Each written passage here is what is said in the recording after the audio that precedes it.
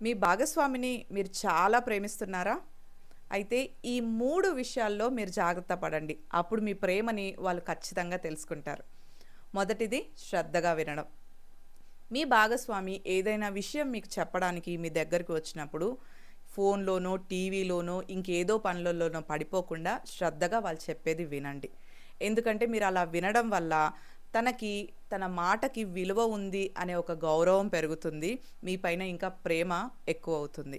ఒకవేళ మీరేదైనా ఇంపార్టెంట్ వర్క్‌లో ఉన్నప్పుడు మీ భాగస్వామి వచ్చి ఏదైనా విషయం చెప్పాలి అనుకున్నప్పుడు, ప్రస్తుతానికి నేను ఈ ఇంపార్టెంట్ పనిలో ఉన్నాను. ఇది అయిన వెంటనే మనం మాట్లాడదామని చెప్పి, పని అయిన వెంటనే తను ఏం చెప్పాలనుకున్నారో దాన్ని శ్రద్ధగా వినండి.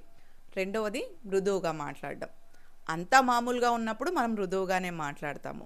కఠినంగా, కోపంగా ఎప్పుడు మాటలొస్తాయంటే మన మధ్యలో ఏదైనా విభేదాలొచ్చినప్పుడు కానీ, ఒకరు చెప్పేది మరొకరికి నచ్చనప్పుడు కానీ, మాటల్లో కొంచెం కఠినత్వం అనేది వస్తుంది. మీరు మీ భాగస్వామి చెప్తున్న దాన్ని అంగీకరించకపోతే, దానిని కూడా మీరు మృదువుగానే ఖండించొచ్చు. అనవసరంగా కఠినమైన మాటలు మాట్లాడి ఎదుటివారిని గాయపరచడం కన్నా, మృదువైన మాటలో మీరు ఎందుకు ఆ విషయంలో ఏకీభవించట్లేదు, ఒప్పుకోవట్లేదు అనేది మీరు కన్వే చేస్తే, అక్కడ మీ భాగస్వామికి మీ పైన గౌరవం అనేది పెరుగుతుంది. 3 భార్య, భర్త ఇద్దరూ కలిసి ప్రార్థన చేయటం.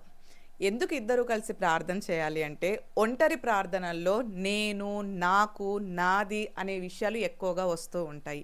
అదే ఇద్దరూ కలిసి ప్రార్థన చేస్తున్నప్పుడు మేము, మనకు, మాకు అనే విషయాలే ఎక్కువగా వస్తూ ఉంటాయి.